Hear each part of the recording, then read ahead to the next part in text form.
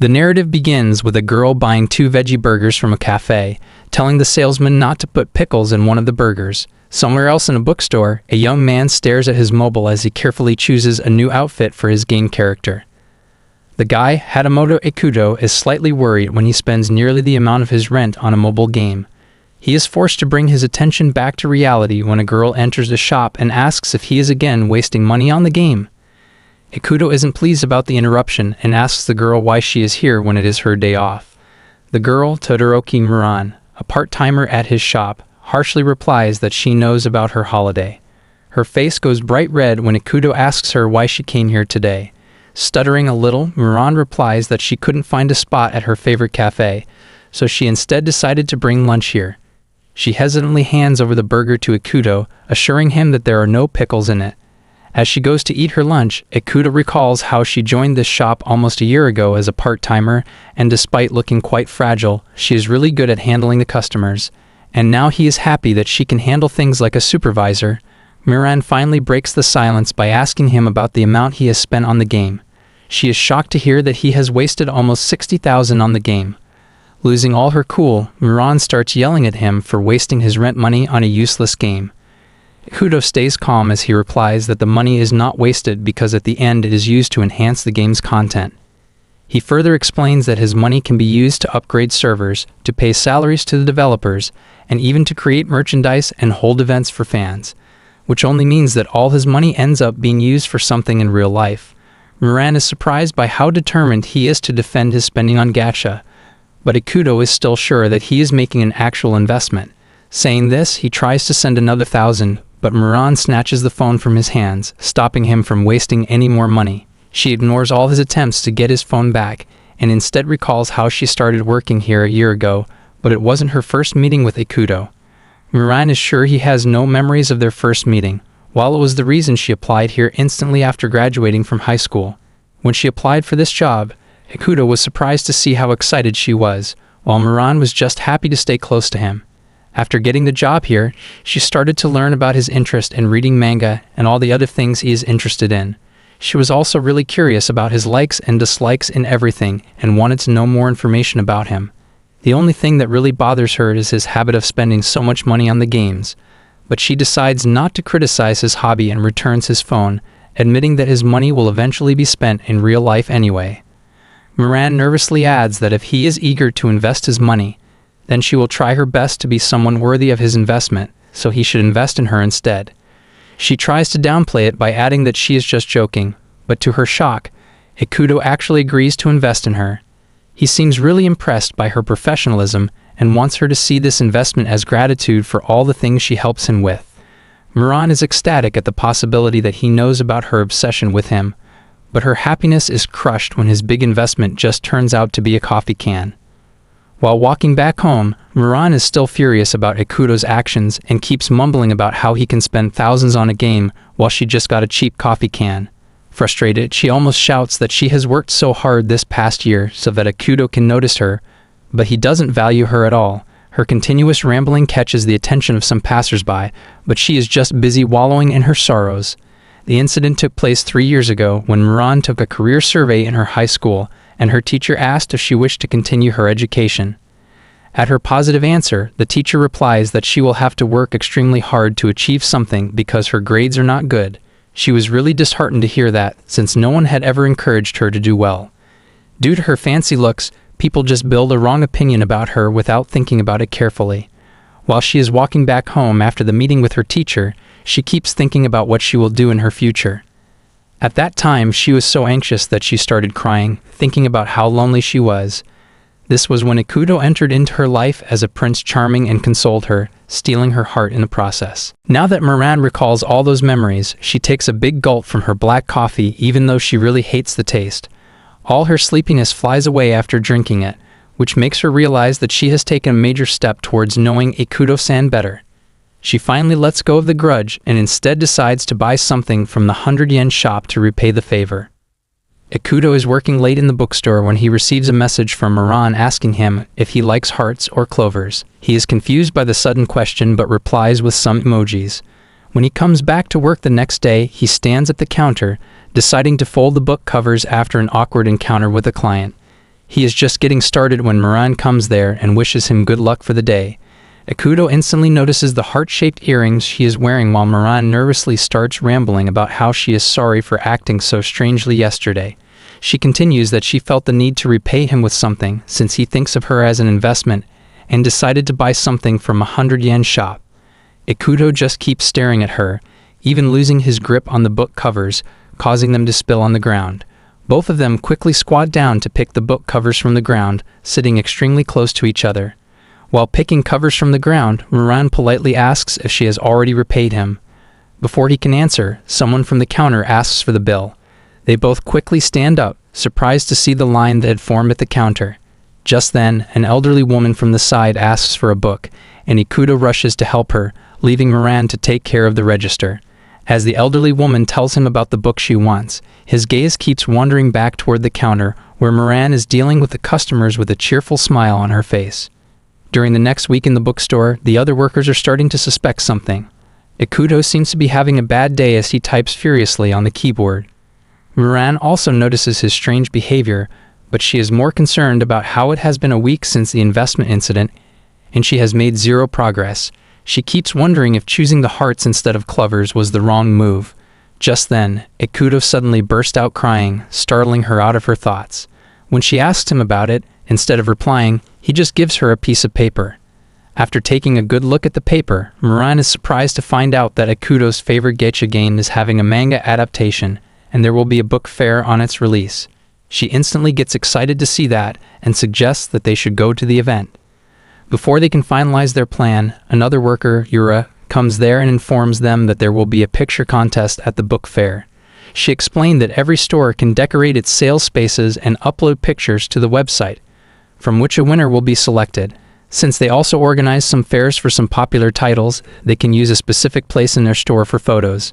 Moran figures that they can only decorate the flyer rack, which is a very congested space. Yura thinks that they should just not participate instead of working this hard for the contests. Ikuto's face drops at the reality check, but Moran quickly comes to his rescue, confidently saying that they should join the contest. She tells them to relax as she takes full responsibility for handling everything. They are all surprised by her offer, but she quickly assures them that she will make it work somehow. Despite her confident declaration at work, Moran struggling to develop new ideas. Sitting in her room at night, she regrets acting cool at work, as she can't think of anything creative right now. After pondering over different ideas, she tells herself to get to work instead of just worrying about the situation. After a few days, Moran manages to create a fancy-looking corner at the store, which really impresses her coworkers. After the approval from Yura and Ikuto, Moran happily goes to upload the pictures on the website, but stops when she notices how much effort others have put into their pictures. Yura is really annoyed by her indecision when her work is really great and steals his phone in an attempt to upload the pictures on the website. Moran barely convinces her for some more time and once again starts struggling to find a unique idea. While she is trying to overcome her creative block, she gets a flashback from 3 years ago when she had a rather awkward encounter with Ikuto-san when she was really struggling to decide between going to college or working. A small smile graces her lips at the memory. Just then, she gets a glimpse of the box holding Halloween stuff. She quickly checked the box for different decoration pieces and finally got a good idea for the contest photo. At the bookstore, Yura and Ikuto are waiting for Moran to come back downstairs, knowing that she usually takes time to come back after lunch break. Just then, she walks there, instantly grabbing their attention with her new outfit. Both of them are mesmerized by her flashy outfit, while Yura instantly recognizes that she looks very similar to the main female character of the gacha game. Moran looks really proud of her outfit and asks for their opinion, especially Ikuto's, since he is a fan of that character. He just stares at her silently as they hear some customers praising the small but cute setup Moran has made earlier. The positive comments really boost Moran's spirit, and she goes to take some photos with Yura's help. Once the photo shoot in her new outfit is finished, most of the workers leave the store at the end of their shift. Ikuto is still sitting on his chair when Moran comes there and asks if he has to do overtime. Instead of replying to her question, Ikuto just praises the hard work she did to make the small setup for the book fair. Moran admits how she was discouraged after seeing the grand setups other bookstores have put together. It once again reminds her of the past when Ikuto encouraged her to at least try for college once, since it is much better than just giving up without trying. Moving on, she curiously asks him if he liked what she did today, and if he thinks she looked adorable.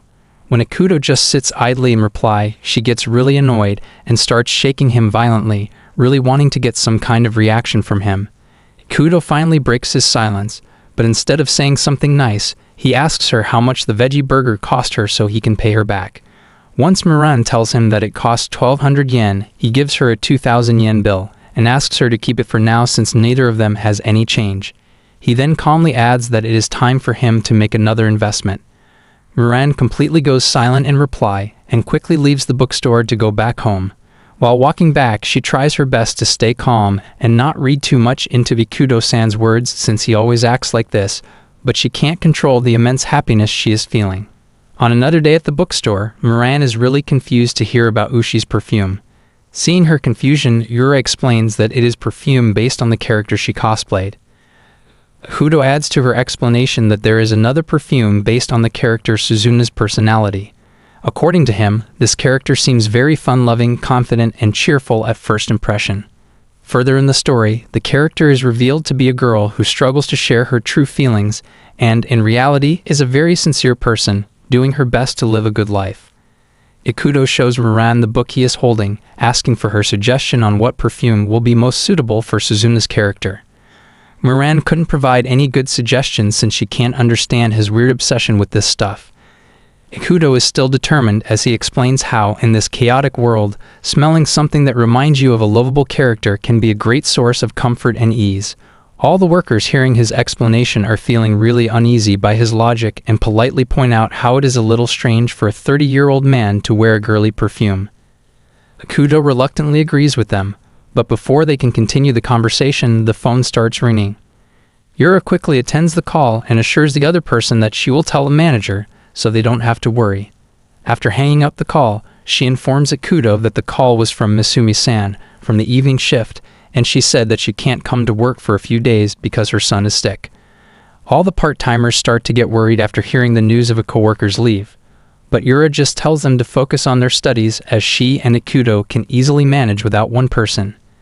At that time, she had no idea about the consequences of her words. After a week, the bookstore is getting ready to open for the day when Miran comes there and is baffled to see Yura and Ikuto arranging the books, looking like literal zombies. When she inquires about their condition, Yura tiredly explains how there was a viral infection among the children of all the workers. And since the schools have been shut down, most mothers have to stay home to take care of the children, or they get sick themselves. Since the students were also busy with their schoolwork, they were forced to take care of everything on their own. Miran is annoyed they didn't call her, but after learning they were too exhausted to think straight, she sincerely thanks them for getting through it. Yawning, Yura says they just need to survive today, but her relief comes quickly when Ikuto tells her to go home, saying he and Todoroki will handle the rest. With happy tears in her eyes, Yura leaves the bookstore, leaving two of them to look after everything. Once they are left alone, Ikuto asks Miran's permission to rest for a few minutes, but she just tells him to relax while she opens the store. He tries to argue, but she just tells him to invest in her, confidently assuring him that she will always support him whenever he is struggling. Giving in, Ikuto thanks her for the offer, and then suddenly gives her some cash, crushing all her happy thoughts. After giving her money, Ikuto told her to buy a compress and an energy drink, and to keep the change as an investment. Not wandering the store, Miran can't stop thinking about the mixed signals he's been giving her. After picking up the drink, she considers returning the money, but a display of perfumes catches her eye. Feeling it might be a bit forward, she buys them anyway.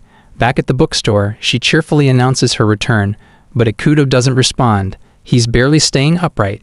Noticing his condition, Miran suggests he use the compress first and offers to help if he can't reach. Miran is startled when Ikuto takes off his shirt without any warning. He seems to be unaware of her condition and just casually questions her about her university assignment. Miran is a little annoyed at his question and changes the topic by offering him the perfume she bought. He stares at her in surprise as Miran explains how the scent might feel sweet at first, but slowly it will turn into an elegant amber scent. When Ikuto asks if it is the character's perfume, Miran nervously admits that it is a budget-friendly copy and he can use it before sleeping. Slowly, she bares her shoulder, telling him that she is wearing the perfume right now and asks him to smell it. Akuto seems reluctant at first, but when Moran reminds him how he said smell is a good way to relax, and he can also take it as another investment, he slowly leans closer to her. Just as he leans his face closer to her neck, the door to the bookstore bursts open as Yura walks back in, saying that she left her phone behind. They instantly pull back from each other, while Moran quickly guides Yura toward the register where she last saw her phone. When Yura tries to ask her what they are doing, Moran just starts rushing her to leave quickly because the store is about to open soon. Meanwhile, watching them from his chair, looking really calm, his face suddenly turns bright red as he tries to understand what really happened. At their store, Book Forest, Moran encourages everyone to work hard since they have a lot to do this evening. Just then, a senior worker named Misumi-san pulls Moran aside and informs her that at his son's school, they've warned everyone about a suspicious person who is said to be walking around this area. Moran is concerned to hear about this news, and after another warning from Misumi-san to stay safe, she follows her daily routine at the bookstore. A few minutes later, she is working in the storage room when a young boy named Yahiko peeks around the corner, commenting that she spelled his name wrong. Yahiko is Yura's little brother, and everyone else also treats him as a little brother. Yahiko calmly asks if they will be able to fulfill all deliveries today, but he suddenly changes the topic, excitedly asking if the rumor about her courting Akuto is true. He explains that the rumor is spread because someone saw her repeatedly getting money from the manager. Instead of getting nervous, Moran calmly explains the whole investment thing to him. After hearing her answer, Yahiko is really impressed by her belief that this trick will work. Moran is more concerned by his normal behavior at this news, in reply to which Yahiko clarifies that everyone at the bookstore knows about her crush. He elaborates that the way she looks at their manager is very obvious and assures her that she has his full support in everything. After the workday ends, Yura suggests to Moran that they should go back together because of the rumor about that suspicious person. Yura is also really annoyed by how her younger brother has left her alone and gone home earlier. Moran confidently takes charge to protect her, but just then, she remembers that she left the PC on and goes back inside to fix it. As she shuts down the PC, she hears Yura scream and rushes outside. Instead of danger, Yura hands her a resume and yells for someone to come out. They both stare in surprise as a frightened young girl slowly peeks out from behind the wall. All the people are amazed to see the young girl, Tamba Tsuruko, standing in front of them. She looks on the verge of fainting. Currently, they are sitting inside a cafe as Moran and Yura decided to interview the girl the right way. Tamba sits in front of them, almost trembling with nervousness, while Yura whispers to Moran about the possibility of Tamba being the suspicious person they have been hearing about. Turning their attention back to the girl, Moran says to her that she will keep her resume as the manager will interview her some other day. When they get no response from her, Yura again whispers that she is starting to get worried for this girl because if she is this shy, she will not be a good fit for a customer service job. Moran just replies that it is up to Ikuto-san if he wants to hire her or not. Just then, they hear a trembling voice as Tamba finally speaks, saying that it is strange for someone like her to be in this situation, and because of her shyness, she made everyone suspicious of her. Moran is really surprised to hear that this guess was right. Tamba continues that she is really determined to work at the Book Forest, and she knows that she might not be suitable for this job, but she didn't want to give up without trying. Her words remind Moran of her own situation, so when Yura tries to question Tamba about choosing their shop, she cuts her off, saying that it is not important because she wants Tamba-san to get hired. Moran assures her that she will get the job, but in the end, it will be Ikuto's decision, and her shyness might be the only hurdle in her way. Tamba doesn't argue with her, while Moran starts to look for a good place where she can fit perfectly and ends up deciding on a Kendo Federation. The next day at the Book Forest, Ikuto asks Moran about the part-timer that was supposed to show up for interviews. Just as she replies that she will show up soon, Tamba makes a dramatic entry wearing an iron mask. Ikuto almost goes into shock because of her looks, and soon he has both Moran and Tamba sitting in his office. He is surprised to know that Moran has suggested she wear a mask to hide her shyness, but he still thinks that it is not an appropriate way to show up for an interview. Once Moran sincerely apologizes for her mistakes, Ikuto starts the interviews and asks Tamba if she will be fine dealing with the customers while being this shy. Tamba assures him that despite the challenge, she is really determined to work hard for this. His next question is if she will be able to lift the heavy items, to which Tamba confidently replies that it is not an issue, considering her physical strength. Both the girls gasp in shock when, instead of asking another question, Ikuto just informs her that she is hired. He explains that he was already planning to hire more people, and since Moran has recommended her, he trusts her choice. Tamba repeatedly thanks him for the opportunity. Ikuto asks her one last question, wanting to know why she chose their shop, but before she can answer, Yahiko enters the room and instantly recognizes Tamba. Seeing him standing there reminds Tamba of their past when she met Yahiko in a kendo class. She was really worried to see him show up at her kendo class since they both attended the same school, and she felt kendo was a really old-fashioned thing. Instead of making fun of her, Yahiko has just praised her for winning against an adult. In the present, when they again ask her for the reason to come here, she shyly replies that it is because of Yahiko. On another eventful day at the book forest, Yura is making a video presentation for the store, perfectly explaining how their store has a variety of books to choose from. While acting as the customer, she picks up a book and hands it over to the salesperson to buy. She almost loses her mind seeing Tamba standing there, wearing a mask. Annoyed, she cuts the video and instantly starts yelling at the newcomer for again wearing a mask during the practice, while she repeatedly told her not to do so. Tamba almost breaks out into tears as she apologizes to Yura, explaining that she starts panicking instantly when she makes eye contact with someone. Seeing her struggling like this, Moran comes to save her from Yura's wrath and gently says that Tamba has learned a lot in these last 2 weeks, so she will be fine. Yura tiredly argues that she didn't want to be a trainer, but Moran and Ikuto have proven to be useless in this regard. At first, when Moran tried to be a trainer for Tamba, she acted too politely, taking an interest in Tamba's gothic fashion sense. In an attempt to be friendly, she even said that she would like to try the frilly outfit someday, but her efforts just made Tamba completely unable to move because of her shyness. When it was Ikuto's turn to train her, he failed to utter even a single word to her. They even got Yahiko to train her since Misumi-san had different shifts, but it backfired.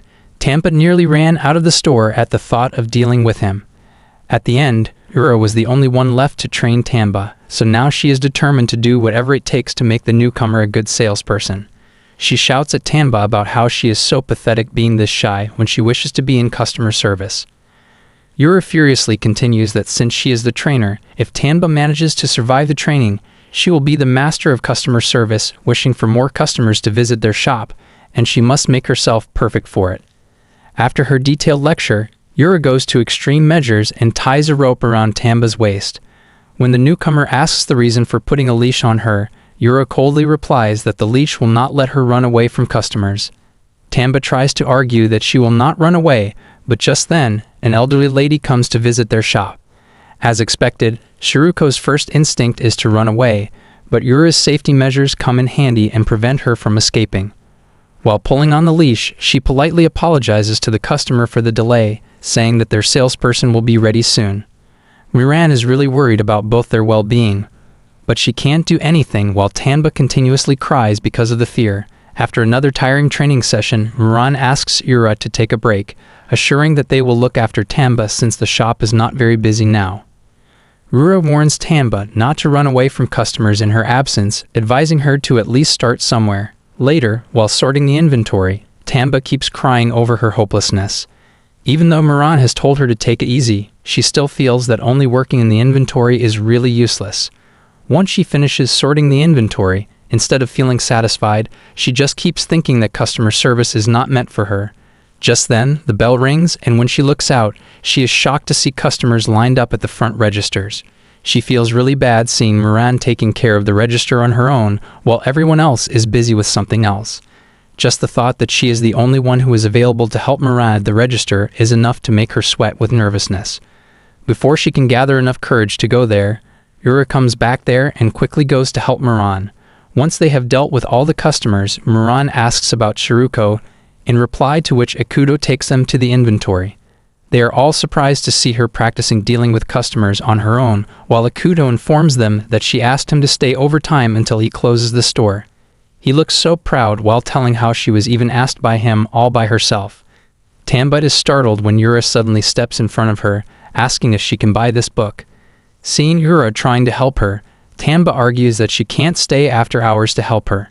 Yura instantly scolds her in reply, saying that she is determined to train her until she has fully mastered customer service, so she just has to bear with it. Tanba finally agrees to take her help, and they start on their routine of continuously arguing with each other. In a strange turn of events, Muran finds herself struggling to believe that this is happening in reality since Ikuto-san is sleeping beside her on the bed. At the book forest, Yura is surprised to know that the head office has called Ikuto. Muran explains that they suddenly summoned him this morning, and she had to take over for him. Shiroko and Yura are trying their best to guess why they called Ikuto, while Muran is also curious about what really happened. At the head office of Book Forest, the lady apologizes for calling Ikuto in such a hurry and explains that it is because they were concerned about something at their store. She shows him something on her mobile, asking him to explain everything in detail. Back at the Book Forest, Muran is teaching Shiroko how to enter the books into the system. She praises Tanba for getting better at customer service, even though Yura doesn't agree with her at all. Just then, two boys enter the bookstore, and after seeing Muran in front of them, they start whispering about how she is really that person. They seem to be planning to ask for a picture, but before they can take any action, Yura steps in front of Muran, coldly informing the customers that they don't allow personal requests. Once they leave, Muran quickly apologizes to Yura, while Tanba is just confused by why so many people come here just to see Muran. Yura tells her everything about the book fair and how Muran dressed up as one of the main characters, which made her quite popular among the fans. This is the reason why most of the customers come here to see Muran. After hearing the reason, Tanba also agrees that Muran looks really similar to that character. Just then, a small girl comes into their store. Yura is surprised to see a kid there on a school day, but she hides her confusion and just politely asks the girl what she needs. Instead of replying to her, the girl just stares at Muran, calling her by the character's name. To entertain the kid, Muran replies that she is Ran-chan, but everyone is baffled when the young girl suddenly gets a nosebleed. After giving the young girl first aid, Muran sits in front of her and asks if she's feeling okay. When she asks her name, the girl replies, Minori. Muran then asks if she came alone, and when Minori nods, she gently follows up with, "Where are you from?" Yura and Tanba are secretly listening to the conversation, so when the kid replies that she is from X prefecture, Yura whispers that this place is right next to them. Yahiko is taking care of the register alone, while the girls do their best to resolve the situation. Acting as the friendly adult, Muran politely says that her parents must be really worried if she comes here alone. Instead of replying to her, Minori just keeps staring at the side. When Muran follows her gaze, she finds the bag covered with the stickers of the game character Ran. The kid instantly gets excited when Muran asks if she is really such a big fan and if she wants to meet her in reality. Soon, Minori is sitting there, covering her eyes, really excited to meet her idol. When Muran shows up there dressed as Ran, Minori starts jumping around in excitement, feeling ecstatic to see her favorite character. Muran finds Minori's smile really adorable and says that she is happy that the kid likes her so much. Minori just seems to be in disbelief that she can see her favorite character without paying any money. Just then, the door opens and Ikuto steps in. Muran is really surprised when Ikuto and Minori instantly recognize each other. While the kid runs to get picked up by him, Muran inquires about his relationship with the young girl. Ikuto tells her that Minori is his niece and tries to call his sister-in-law, but as expected, she doesn't pick up his phone. Muran silently asks Minori if her mother is working, in reply to which the kid replies that her mother is a doctor. Ikuto interrupts their conversation, asking what exactly happened here. He is really furious after hearing the full story of why Minori came here, and tries to intimidate his niece by glaring at her. While Minori is getting nervous about his being scary, Muran is just surprised to see him angry for the first time. Quickly coming to the rescue, she hugs Minori while diverting Ikuto's attention by asking him why he was called to the main office. Before he can reply, he gets a message from his sister-in-law asking him to babysit Minori tonight. Once he steps out to reply to the message, Minori asks Muran if she likes her uncle. The question coming from a kid really surprised Muran, but before she could reply, Ikuto stepped back in and informed his niece that she would sleep at his place today.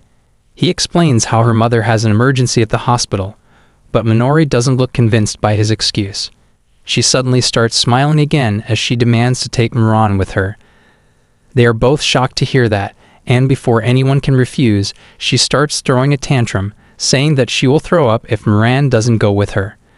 Without a proper decision, Muran already knows that she will have to stay at Ikuto's place, and just the thought of it is enough to make her really nervous.